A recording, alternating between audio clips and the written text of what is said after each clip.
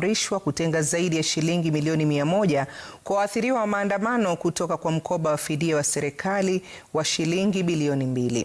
Katika maelekezo yake, jaji wa Mahakama Kuu Gregory Mutai amesema kwamba walalamishi wamezua masuala tata ya kikatiba kuhusu mchakato wa kuthibitisha waathiriwa wa dhulma. Na kama anavyoarifu mwanahabari wetu Ben Kirui, Jaji Mutai alitoa agizo hilo baada ya waathiriwa wa mateso, utekaji nyara na kutoroshwa kudai kutojumuishwa kwenye orodha ya wale ambao wanastahili kufidiwa.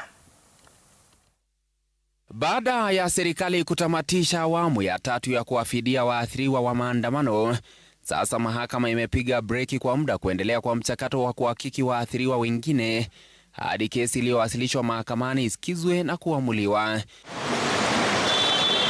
Jumanne, wakati wa kutajwa kwa kesi hiyo iliyowasilishwa na walalamishi Gideon Kibet, Ronnie Kiplangat na wengine 8, jaji wa Mahakama Kuu Gregory Mutai alisitisha mchakato huo wa fidia, akisema masuala tata yaliibuliwa mbele ya mahakama kuhusu uthibitishaji wa waathiriwa.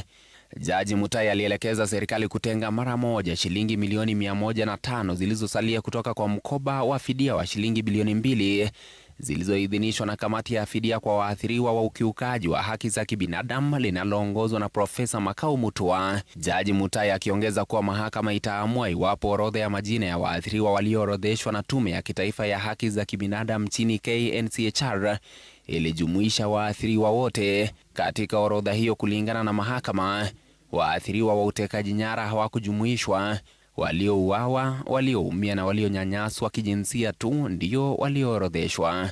Kamati ya Profesa Makau Mutua ilikamilisha awamu ya 3 ikitoa shilingi milioni 448.7 kwa waathiriwa 348 waliothibitishwa, shilingi milioni 225.4 katika awamu ya pili kwa waathiriwa 157 na shilingi milioni 247.95 zikiidhinishwa katika awamu ya 3 kwa kundi la mwisho la waathiriwa 175.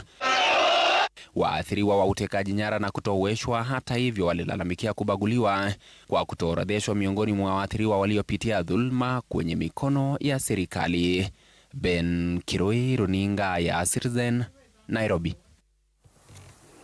Rais William Ruto